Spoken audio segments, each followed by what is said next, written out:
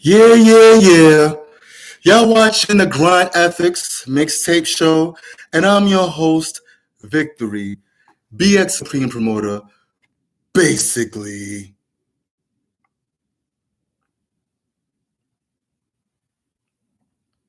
you know what I mean? I'm saying, basically.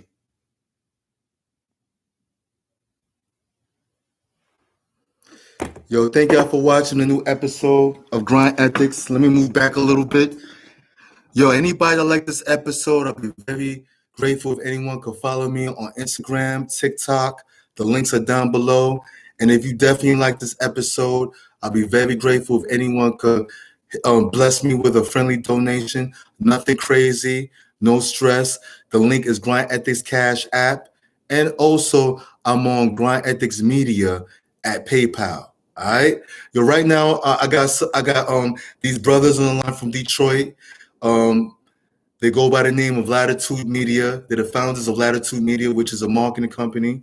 They do marketing for a lot of music artists. So I'm about to put them on the phone right now. Hey, what's up, brothers? You still there? Yeah. What's going on? Got my Detroit players. Big shout out to my hooligans up in Brooklyn. Now I just gotta say that I'm a hip hop nerd, so I love it. That's what's up. you know what I'm saying. So I got the founders of Latitude Media up in here. We got BX Detroit connection. You know what I'm saying. So what's your name? So tell everybody your names. So my name is Nathan Driz Johnson. And we got we work my partner, and I'm Leon, but I go by High Life. Okay. And we do Latitude Media. We're gonna help you build your brand, find your audience, and be effective. Yeah, definitely, man. So what made y'all both get into? First of all, how did y'all both met? Y'all went to school together. Y'all grew up together. Definitely. Actually, we met at a 9 to 5. Okay. Right, at the time, we was both working a 9 to 5, and that was like at least 20 years ago. Oh, word? Yeah. So we've been knowing each other for a minute. Yep. Yeah. Oh, cool. And y'all in your 30s? I'm sorry. Go ahead. What you supposed to say? We both were doing. We were both doing separately our own music thing. Like I was producing, and he was an artist. And then we started having more conversations about how we can both help artists to promote themselves, and we kind of both shifted and thought that might be a better lane for us to work together. Just because it's a strong need out here for kind of promotion and marketing, especially because I make beats, and I would see like a lot of producers and artists, well, especially producers, they would reach out to me wanting to sell me beats with some fire emojis. Yo, it's fire. You want to buy my beats? I'm like, yo, I sell beats. So there's definitely a need for some marketing and just some better promotion strategies and structures. And throughout the years, me and Driz have both learned a lot about how to do it and how to do it right. So we wanted to share that information, pass that on to others. Okay. Now, all y'all in your 30s, 40s? I just did 40 last year, so it's so funny that you said that too, because my birthday is next week. I turn 41. Okay. I just turned 44 not too long ago.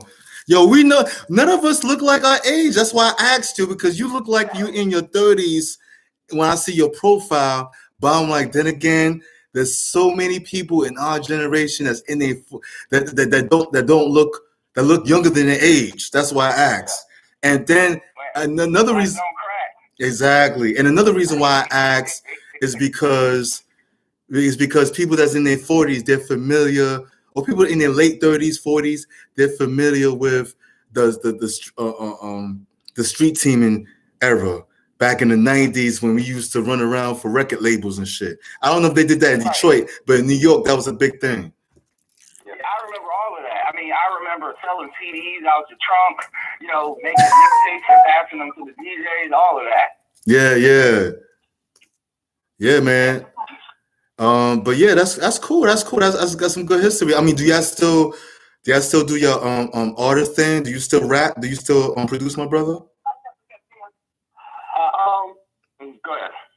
Well, I'm still producing. I'm just kind of selective about who I work with, but I'm doing it. I'm focused more on the company now, but I still do it. Gotta stay sharp. Gotta keep doing what I love.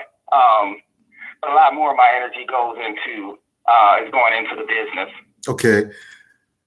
Yeah, and the same thing, you know, like I still do it, but I kind of step back to kind of really focus on the business, focus on our clients, because you know we want to see them win, you know, and we want to continue to pour into them. And it's interesting because of the two things you just said.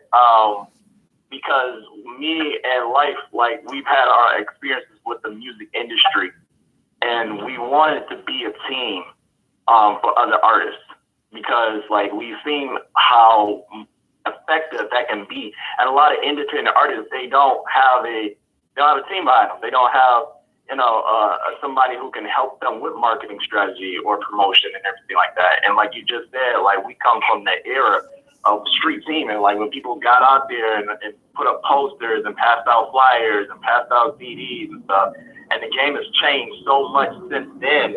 And I think a lot of artists, they know how to create a song, but they don't know how to promote it. You know, they don't know what's next. And I think about what's good about our company is we're here to help the independent artists know what's the next step. Exactly. And it's funny how you said that, because it bothers me, especially when the artist is nice. They put out a ill song and they don't promote. They promote it for like maybe a week or 2 days, or promote it for a couple of days, and that's it. I'm like, what would you expect? This is not just about. This is what y'all niggas is doing is straight masturbation. Like you're getting high off of recording a new song, you upload it, but you don't promote it for shit. I mean, what's the purpose? And we live in a unique time, because, and I think that's where me and Driz come in, because you have the older people who are into music, and they are kind of set in kind of the old school ways of marketing, and that might not be effective. Like I was literally outside and somebody handed me a CD. So I'm like, what am I going to do with this? So we have those people. I don't even use CD players anymore. I'm like, oh man, he just gave me a frisbee. He left me with a frisbee. And then the other side of it is people, because everything is becoming more progressive, everybody wants things fast. So if my song doesn't take off in 30 seconds after I upload it, it was a failure, and I'm moving on to the next thing. Right. That's why I think people don't put any energy, because they think they can kind of spam their way to success. Oh, DMing people to death. You know, so it's kind of like, and I get it all the time, because I would get messages all the time where people be like, you know, it would be almost a cut and paste message where it would be like, fire emojis, your music is dope, check out mine. But they never really checked out mine. Because I would follow up and be like, hey, what track did you like? You know, that last one you posted, but check out my music though. So it's kind of, you know, so we live in a time now where it's, you know, things used to be slow in a grind, but now it can be faster, but that the speed at which people gauge success might not be the best approach. So that's where we come in. We come up with strategies to help you to stay on track and on target, and how you can market your song. There was a client that we were working with, and me and Driz both talked about this, and we were like, hey, I don't think that you should release anything unless you have a strategy for what comes next. Yeah. You know, because you don't want your release to just fall off a cliff and die. You got to have a strategy that kind of rolls up into the next thing that you're doing, so that you always stay in people's mind. But Yeah, in today's day and age, people think if I put the song out there, the internet will do all the work and I'll just get rich. What the fuck? Nah. Yeah, Oh, that's what they think. I put it on Spotify, the internet will take care of everything. yeah. Nah, man. Yeah. Nah. I think even with that is like people are not believing in work anymore. How to work a record. They believe in magic. You know, Right. They believe there's a button. Right. Shazam. You know what I'm saying? It's a hit. But the MySpace days, not to interrupt you, but it was different because more artists were more willing to promote like crazy during the MySpace. Then when Facebook came into play and MySpace started to fade out, everybody started to play, a lot of artists started to play the lazy game. Like you said, I'm just gonna upload my stuff and have the algorithm hit them. Nah, man. And it don't work that way. Nah. You know, right. And then people want to cheat and they get shortcuts. That's the other thing. So and that's another reason why we started the company, because people will use bots to kind of run up their numbers for clout, but the bots are not actually buying your music. It's just creating a perception that people are. Yeah. But you can't have an arena full of bots. You can't be performing in front of bots. You don't have the shortcuts don't work either. So it takes work, and I think that's what separates an artist. Like two artists can have the exact same skill level, but if one is willing to work harder, that one will be successful. Or one can have a lower skill level. Song not even that good, but they know how to work it. That song will get more played than the song that's super dope, but the person didn't know how to work the song. Exactly. And then the guy who's nicer, he wants to complain all day about how this person's whack, that person's whack. I'm like, don't you got any music to focus on, to promote? You promoting somebody you don't like. You building up the algorithm, and they don't even know that. Right. Yeah, you can't be upset if you're not willing to work hard to push your record. And a lot of times that's what people do. But I'm talented, though. I'm talented. The mindset should be nobody owes you to listen to your music. Yeah. Nobody owes you that. And that's when people come into it like, my music is good, so people owe me to listen to it. Nobody owes you to listen to it. You have to make them want to. Yeah, and I think that's another thing that makes New Altitude Media, our company, different, because we look at things very differently, and we look at when the rollout of a dropping of a song or an album, you have to kind of create that thirst. You got to create that hunger first, so your audience will know to be hungry for what you're to give. You just can't just like throw it out there, but you kind of have to trouble the water, so to speak, so that people be like, oh, okay, this is what I'm expecting. This is what's coming. Especially if you're a new artist, right. Just dropping a song. It's like nobody has heard of you, but maybe your mama knows. Right. And so you want to be ready, because mama and them can't pay your bills and not going to buy your album. But if you want to go beyond them, there's a certain way to create that buzz, to have that hunger, to have that thirst, so that people are ready to stream your stuff and download your music. I kind of view it like if it's I'm gonna talk Brooklyn for a minute. Right? You got a shorty, you know what I'm saying? That you kind of vibing on, and you want to, take things to the next level. You don't just tell her that. You flirt. You know what I'm saying? Eye contact. You touch her. You know what I'm saying? Y'all do a little dance, and then it happens later. And so that's the same kind of mindset we have to have. But most people want, with marketing music, but most people want to just go in for the kill right away. Yeah. Hey, what up, girl? You look good. Let's do this immediately. Yeah. And usually that doesn't work. I mean, I've never experienced where that works, where I'll approach somebody like, hey, what's up? You bad? What you doing tonight?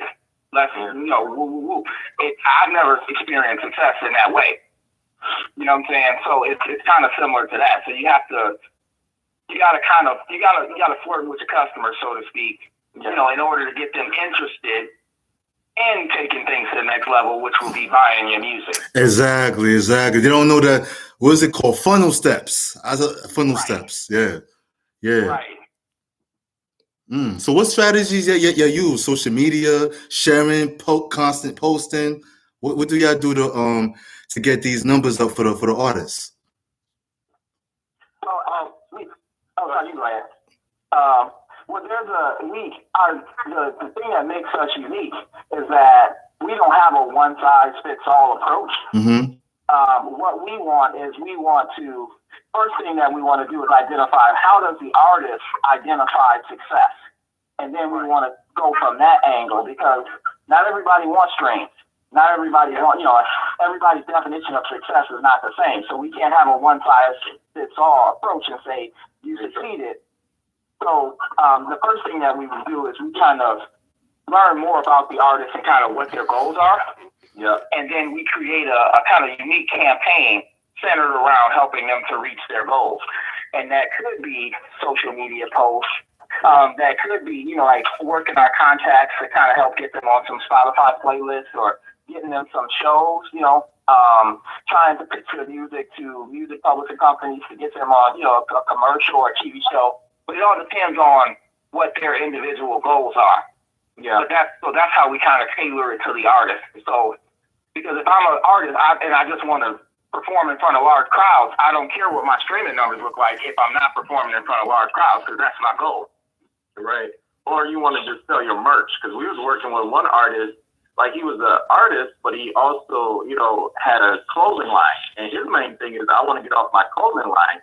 I kind of do the music, and I want that to be almost a segue into people buying my clothing line. One of the first things we talk to our artists about is saying, what is your vision statement? Like, 'cause that's the first thing we all do when we get up out the bed in the morning. Before we get out of the bed, we open our eyes so we can see the direction we're going in. Well, if we're going to be your team, we need to see the direction that you're going into. Right. And then we want to help you as a team to get to that destination. Right. Yep. And another strategy that we kind of use is that, and we have this in our tagline, we say to build your brand, find your audience, be effective. And so we focus on finding that person's audience instead of just casting a wide net and spray and pray. All the spamming, because I'd rather have 100 people that really rock with me and like my music than to have 100,000 people that's kind of iffy. Yeah. Pete, see, it goes back to that popular phrase, less means more. Right. And so we've come up with different strategies where we can help an artist to make a living off of their music, and you don't need millions of fans. No, you don't. You don't need to be like, that rock with you. Like in a good example of that would be like, I'll use Jay-Z. There are plenty of people who love Jay-Z, and Jay-Z could drop a project right now, no singles, no marketing, no promotion. People will go out and get it. Same thing with Beyonce. They will just go out and get it because it's him.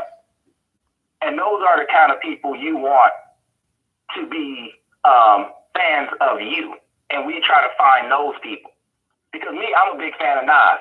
And so anytime Nas drops anything, I ain't hear a single, I ain't even know. You know what I'm saying? I just happen to come across, shoot, y'all new album out? Boom, I'm on it. You know what I'm saying? And I'll find out if I like it along the way. I'm not trying to see if I like it beforehand.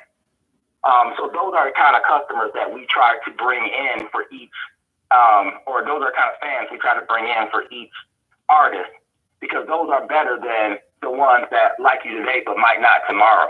Exactly. Well, that's how it is nowadays, because when we was coming up, when we was younger, not to say we some old motherfuckers, we some old head youngins. We're not too old. We're not too young. Old head youngins. We're right in the middle. But when we were teenagers or whatever, or in our 20s also, it was different though. It was like you was a fan. You was a real fan. But nowadays, these cats is in their teenage years, in their 20s. They're not really fans of these new rappers. Really, Yeah. They're not really they're not really because some younger folks might call somebody like Waka Flocka, who haven't done anything for a while, maybe 5 years or something like that. They'll call him old school. It's like, nah, Waka Flocka's not old school. Right. It's not old. Fetty Wap is not old school. Right. He's just locked up somewhere. I'm just, Right. that's not funny, but I'm just saying, like, come on. And that's what we want to create. We want to create like a cult following, so to speak, so that people they rock with you no matter what you're doing. Like, and another good example would be Drake. Like, not too long ago, Drake dropped a project, and it was like house music. People were still bumping it. Yep. Because they mess with Drake. It's not just so much about the music. It's I mess with Drake. I have a connection with the artist in a way where whatever he does, I support it because I like him. I like his music, but I like him. Right. And I think even, and then to add on to what Life is saying, we in our tagline, even for audience, we go brand. And so we focus on the brand first. You know, one of the first things we do is we focus on the brand because we believe that is the secret. So we dropping some jewels and some major keys in here, but we believe that that's the secret because we believe that people buy into you before they buy your music. Exactly. You know what I'm saying? And they buy into you, then that's how you can do different lanes of music or do stuff like what Life was talking about, Beyonce and Jay-Z, because they bought into you. That's why people can go see Beyonce act. Like, what is she doing? Acting. She's a singer. Make a song. Cut the record. You know what I'm saying? Right. Come to see. But people bought into her. So no matter what she does, people are going to be interested or at least take a listen or a watch. And so we bring that to an independent level at New Altitude Media, that we get people's brand strong. And once we get your brand strong, we believe success will follow. Of course, of course.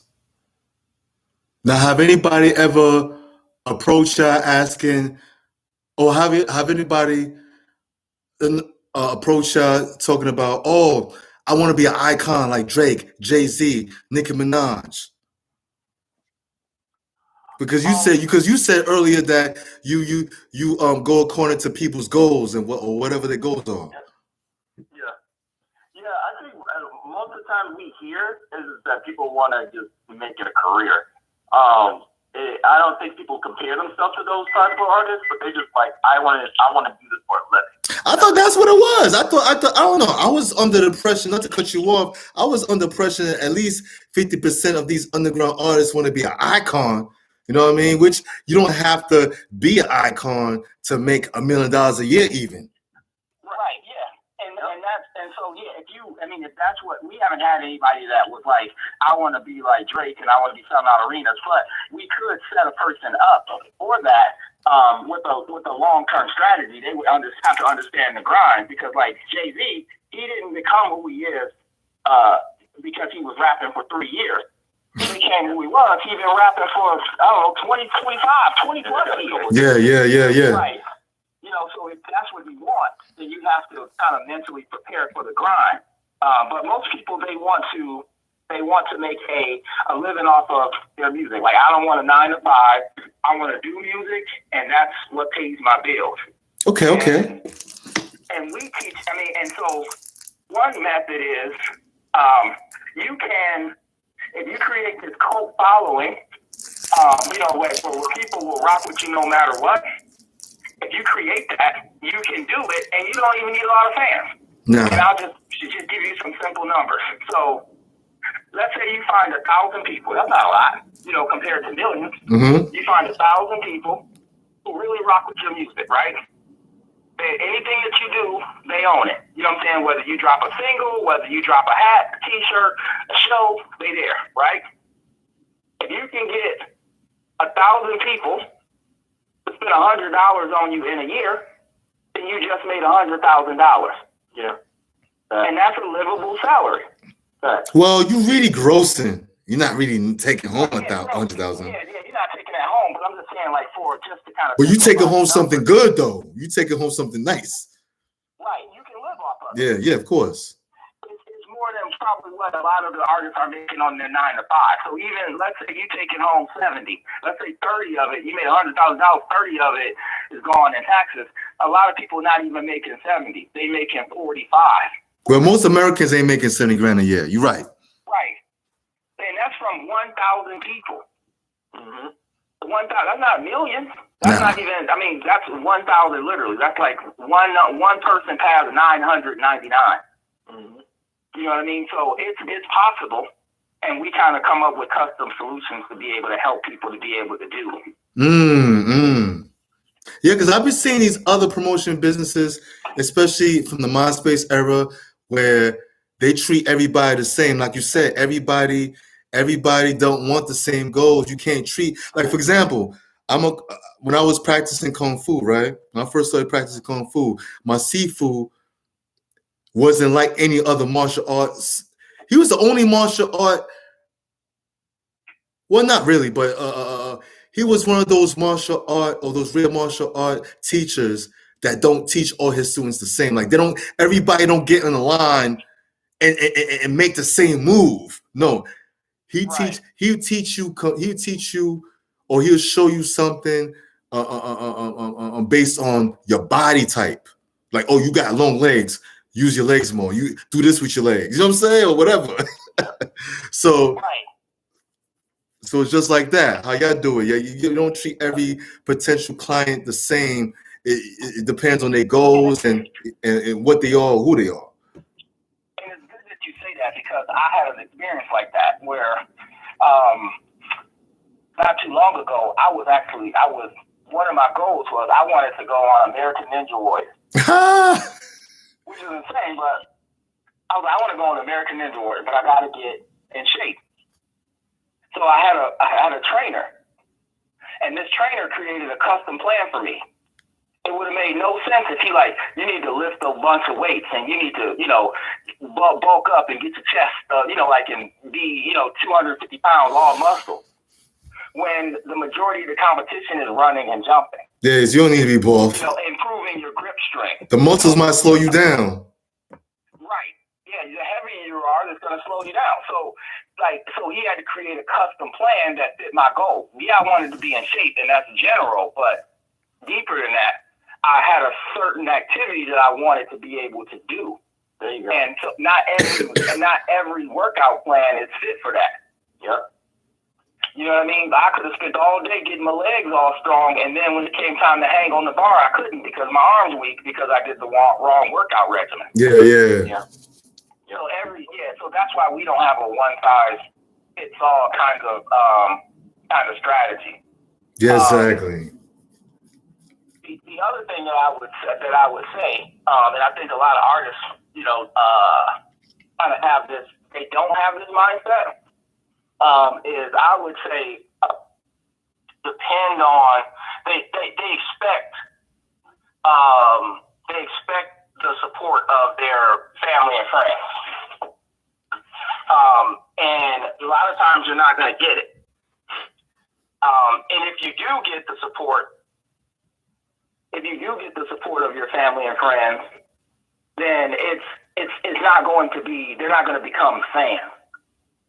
Yeah, because your family members are not a million people or 10,000 people, whatever. Yeah, right. How many friends do you have? Or how many family, you know what I'm saying? Right. Well, because me and Driz were talking about this, and that's part of the reason why we kind of, one thing that we don't include in our strategy, unless this is specifically what a person wants, is we don't do a lot of kind of marketing on Facebook itself. And the reason behind it is because most of those people are your friends and family. And they will support you, but they won't convert into fans. Like, it will be weird if my mom was like a fan and she was coming up to me, "Can I get your autograph? When you gonna drop your next project? I can't wait." That would be weird. It's funny because I'm sorry. Go ahead. I don't mean to cut you off. No, I'm just saying. So typically, because Facebook was started so long ago when social media was more about connecting with people you know. A lot of people who have those, especially the OG accounts, like on Facebook, a lot of people are people you went to high school with, you know what I'm saying, ex-girlfriends, you know what I'm saying, my cousin, Sister Jones from the church, all of these different people. But Deacon Roberts is not going to buy my album. What about face groups? Face groups is full of strangers. different. But my experience, even in the Facebook groups, is that like you have to find one where people are not selfish. And I'll give a gem here. But one way to kind of build up your following on Facebook, if you decide to use it, is you go to the groups and don't be selfish. You go to the groups. I've been to a lot of these groups, and everybody's just spamming their links saying, check out my song, and nobody's providing any value. If you provide value to people, then just from, I think it's called reciprocity, where it will just naturally come back to you. So you don't even have to ask people to check out my song. If you start going on there and checking out other people's songs, they will naturally check out yours. And if it's fire, you just got a fan. Yo, it's so hard. It's funny when you say that. It's so hard for other artists to do that. Why is it so hard for other artists? Because with me, I put together video shows. I'm still an artist. You know what I'm saying? I'm also a music producer. But still, it's like I'm more than willing to do to like a person's stuff. Like when I first met y'all, I was liking your stuff. I wasn't expecting nothing from y'all. I just liking your stuff because I want to network. Let's network. You know, so I was like, you know, it's just good manners. It's just proper. But why is it so hard that you, in your opinion or experience, whatever, why is it so hard for artists to just want to help people? Like, for example, I'll give you another example.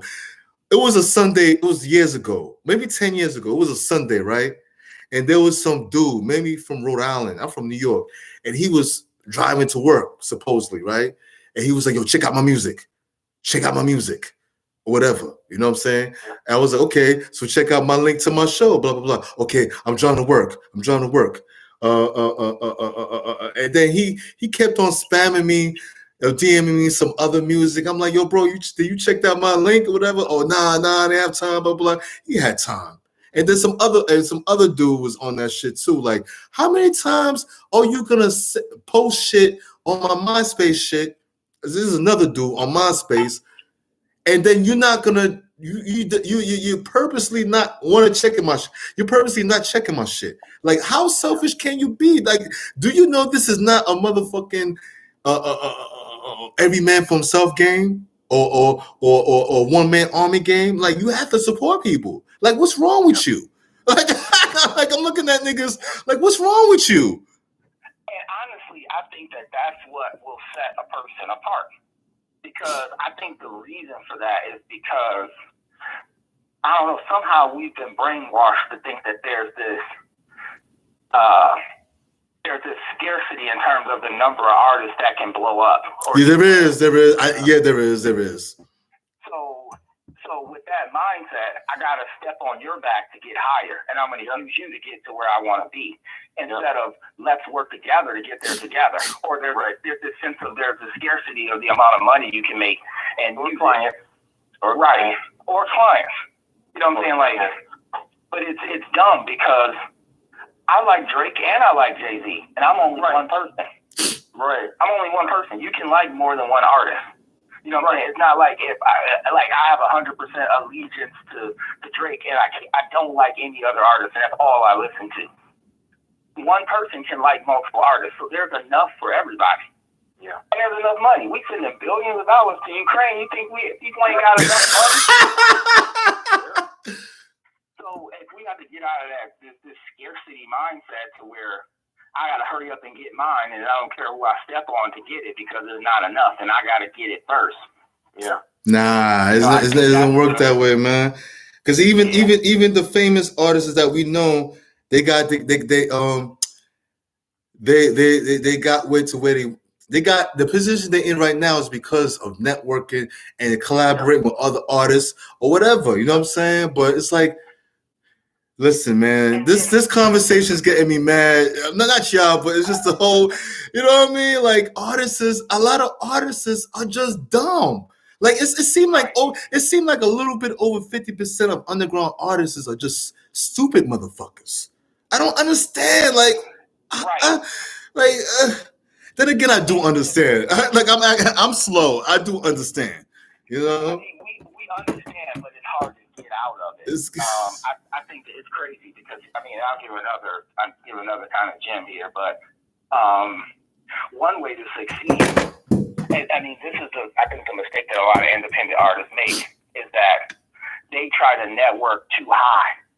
Like, I'm going to reach out to Drake and ask him for a collab for free. You networking too high. You know what I'm saying? Like, you only got 617 Instagram followers, and you asking Drake if he can put you on. So it's kind of like you're asking for a favor, but you're not providing any value, because Drake won't give me value from putting you on his song. Right. He can make fire songs without you, and he's been doing it. He ain't needed you in the past. Like, hey, I need you to jump on this record to make it hot. You know what I'm saying? So he knows how to do it without you. So I think the networking strategy should be lateral networking. Yeah. Because at some point, Drake was just like me. Right. And what happened is he networked with 40 Noah, who was his producer, and I think Boy Wonder at the time. And none of them were famous, but they all had a similar following, and they grew up together. That's how you can get to that level, because you never know who you're working with, who's just like you, who's going to ascend. And if you catch that, you can ride it to the top. Yeah. You know what I'm saying? And that's, because somebody who has 600 followers today, you don't know their mindset or their work ethic and all that stuff and what they're going to do. And in 2 years, they could have 500,000 followers. Now it's too late. You don't want to wait till they get that many followers and then try to network with them, because now you don't offer them any value. Yeah, exactly. So it's lateral networking. You find somebody that's really dope, that's on your level or maybe a little bit above, or and you guys work together, and that's how you can grow together and turn it into something big if you find the right person. Of course. But don't just shoot for the star. Like, hey, I'm about to reach out to Kanye West. Hey, I need a beat from you. I ain't got no money, but once the song go, I got you. Yeah, I remember years ago, I actually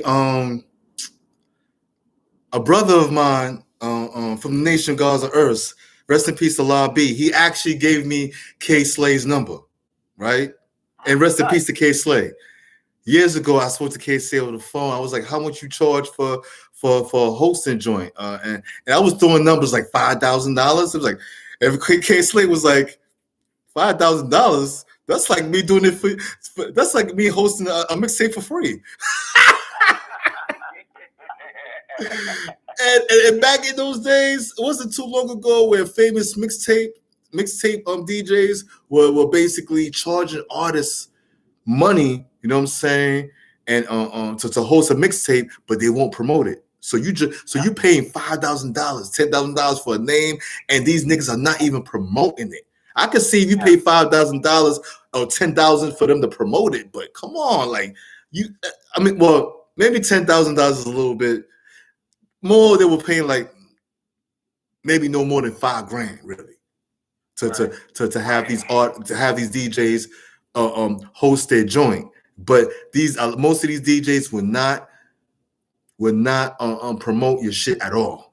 They'll just host it. And so it's up to you to promote it connected to that famous name. But like you said, a lot of artists wasn't even doing that. You got a famous DJ like K-Slay hosting your joint, or somebody like Green Lantern hosting your mixtape, and you're not promoting it, and he's not promoting it. So that's just gonna be dead weight. So I think that the other misconception that a lot of artists have is that a big artist can put you on, right? And they can't unless you already have the mindset and you're ready for that moment. Like I think about so many artists. I even think about artists that had the Drake feature. Yeah.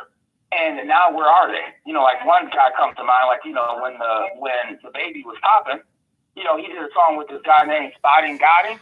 I think that was his name, and it was that beatbox. Where's that dude at? Right. He had a huge song.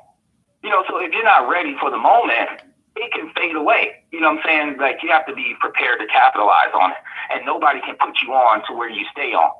It can get you the exposure, but then after that, it's up to you to kind of maintain it. Exactly. You're right. If I can add on to that, I think a lot of artists overlook the power of relationships. Yeah. Like, yeah, that's true. And in the business world, people build relationships, and a lot of businesses and CEOs know like there's power and there's power in that. And it's more valuable than money. It's more valuable than money, you know? Yeah. And because if you have the right relationships, you can get into some doors that, you know, even money can't buy. You know what I'm saying? Because you form that connection, you know, with that person. And I think that's what we also try to push within our company is like, look, we not just one of you guys as clients, but we want to build relationships with you because we want to build community because we're stronger together than apart. Right. Yeah, you definitely have to value relationships. And the way that people just use people, you can tell that that's not as common. Nah, and plus and it's not that common and I'm sure from the BX to Detroit, it's like that. There's a lot of antisocial, introvert hood motherfuckers. You know, they'll shoot you, but they're introvert. They're kind of shy.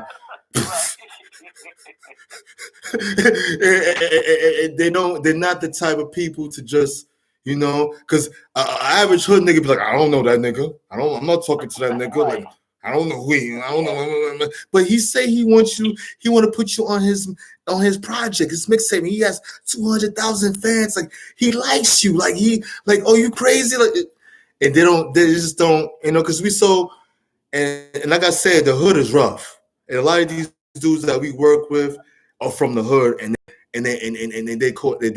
they're taught to have a defense mechanism. You got to bring that shit down. When it comes to business, you got to bring your defense mechanism down a little bit.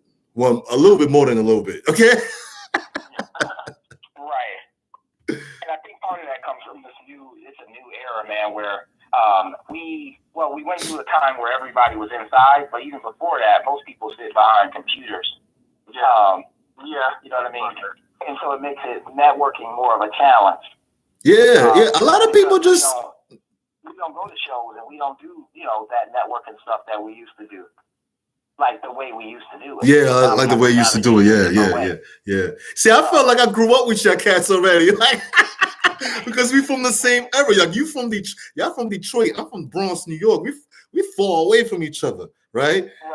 And it's like, y'all been through the same stuff that I've been through, and you know what the hell. Like what you just said earlier, yo, that is right on the nose, brother. And I told myself after the pandemic, I need to go out. I need to go back into these networking events. I need to go back into these live shows, these underground shows, because I grew up in the underground industry. I grew up in that, and I grew up in the industry in general. You know what I'm saying? But I grew up going to different shows where you know a bunch of underground rappers that's getting paid. Yeah, they're underground, but they're getting paid from promoters. They're actually making a living doing what they're doing. That's the era that's the word that I come from. You know what I'm saying? Yeah. But yeah, man, it's crazy because that's what we try to do is we try to kind of create a balance between being a real person and also having an online presence. Exactly. Because that's important. You know, you have to have a mixture of both, or a team, and we can be that team. Exactly. Kind of fill the gap. How you feel about Artists LLC? Do you think artists should file a stage name as an LLC business or any other, structural type of thing, or an S corp, something like that? For legal reasons? Yeah. For legal reasons, yes. Because if you end up in a situation where you make some money, if you have an LLC, then better protect it. Right. Your personal stuff won't be in jeopardy. If someone was to sue you or taxes, or any of that stuff. But if you don't, and you're responsible, and they can come after your personal stuff. So if your name is your personal brand, then they can get your house. They can, garnish your wages or any of that stuff. But they can only get from the LLC if it's under LLC. Exactly. Yeah. Well, they can't get it if it's under LLC.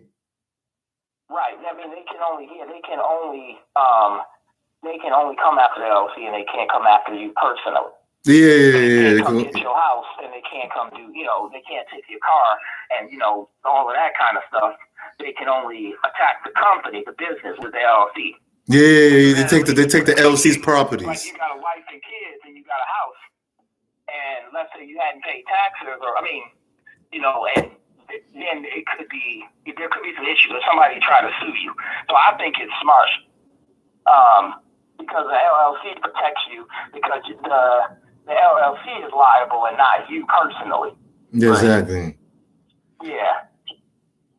That's cool. That's cool. I'm an artist, you're a business. So right, and you are, so you gotta handle that, and people will respect that, as opposed to you being like, no, I ain't got no paperwork, I'm just trying to rap. Yeah. You setting yourself up for failure. Yeah, you are. For sure. That's how you get paid. You gotta get your stuff copywritten. For any artists that's watching, whether you're a music producer or a vocalist, get your stuff copywritten first. Get your music license, whether it's a BMI license or ASCAP license. That's how you prepare yourself to get paid. Because let's say some people that produce commercials, movies, TV shows want your song, your lyrics, your beat, whatever. You know what I'm saying? And your shit's not copywritten. Right, and you got no like that. Because I was working with a music publisher, and I was working with a music publisher in Atlanta, and they help. I mean, they have a whole bunch of different outlets that they submit music to. They're like the music supervisors for different TV shows and companies and commercial production companies and stuff. And they liked my music, but I just had beats, so they wanted somebody to rap, the beat. And so I reached out to some artists, and we came up with some really dope songs. But that artist didn't have any of their stuff registered with BMI, and they didn't have any PRO data or anything like that, so we couldn't move forward, because you need to be prepared ahead of time, not during. Like, they can't wait. Right. Yeah. So it's better to go ahead and take care of that stuff. So if you get an opportunity, you don't miss it. I mean, that's a hard lesson, but you will learn it for the next time, because for that particular thing, I think it was a episode of Power, and this person missed out on that would have been huge exposure, because Power was really big. It's still big now, too. So to get your music there, it would have been a big deal. But this artist missed out on it because they didn't have their ducks in a row. So it's better to have it, to learn that lesson before. He missed out on some royalties because they're gonna pay that. Well, was it for a particular episode or a series of episodes? It was for a particular episode. Okay. But you definitely got royalties every time that someone watched that episode, and it could have set up for to establish a relationship to get on future episodes. Yep. Because that would have been a foot in the door. Hey, your song went over really well for Power. They're doing a spinoff, and they're turning it into 4 different shows. About all the other characters that's in the show. Do you want to submit some more music to be part of those too? Yeah. Or hey, we need a new theme song. We tired of the 50 Cent theme song. We need a new theme song. And that would have been huge. It would have been huge. Yep. So even though it's just one opportunity, one opportunity usually leads to more if you handle it correctly. Yeah. So I think that's the takeaway. So, and this artist missed out on that, which is unfortunate, but if he learned the lesson, he hopefully got his catalog and things like that registered, so that if another opportunity comes up, he ain't switched at the wheel. Exactly. Yep. Yeah. Yeah, man. Well, my brothers, thank you for being on the GRINDETHIKS Mixtape Show. Y'all dropped a lot of jewels, some information. Thank you, man. I hope y'all artists that's watching, hope y'all taking notes or whatever, rewind this or whatever. These brothers is on point. You know what I'm saying? And consider, having these brothers helping you out with the promotions of your music, But yeah, tell everybody your website, your social media sites where people could, reach out to y'all? Definitely, you guys can reach us at our website, www.newaltitudemedia.com, newaltitudemedia.com. We got everything else there. Yeah, so it's New Altitude Media. So because we're trying to take people to new heights, so it's new. It's all one word, newaltitudemedia.com. Also, for a limited time, anybody that slides through, we'd be more than happy to do a 30-minute consultation to kind of help redirect you, help point you in the right direction of reaching your goals. And that's free. Yeah, I'm going to holler at y'all. Go ahead. Go ahead. It's a free 30-minute consult. You don't pay nothing. You just set up some time. You get either me or Driz, or if we're both available, maybe you can get both of us, on the line, and we can definitely help point you in the right direction, help answer some questions, and kind of help guide you. That's all free. So you definitely want to go, to newaltitudemedia.com and go ahead and take advantage of that because, we only human, so we don't have unlimited amount of time. So, the slots are limited, but if you want to get that consultation to help kind of guide your career and get you back on track to where you want to be, you definitely want to check us out. Yeah, I'm going to definitely holler at y'all because I'm definitely going to get back into my music production career, or start a career. I never had a real production career. I was just doing beats every now and then, but I'm definitely going to get back into it, and I'm hollering at you, man. Yeah, let's do it, man. Once I get my equipment together and all that, I get my paperwork right, though. Gotta get my paperwork right. The copywritten, the music license and all that. And we didn't talk about syncing license. That's a whole nother monster. But Right. But yeah, thank you, brothers. No problem. It's definitely been a pleasure, man. Yeah, definitely. Peace. All right, man. Peace. All right. Yeah, those were my brothers, my kings from Detroit. I hope y'all got some valuable valuable gems, valuable information. Hope y'all learned something. But yeah, man. Anybody that like this episode, I'll be very grateful if anyone could follow me on TikTok, Instagram. The links are down below. And if you definitely like this episode, I'll be very grateful. And no stress.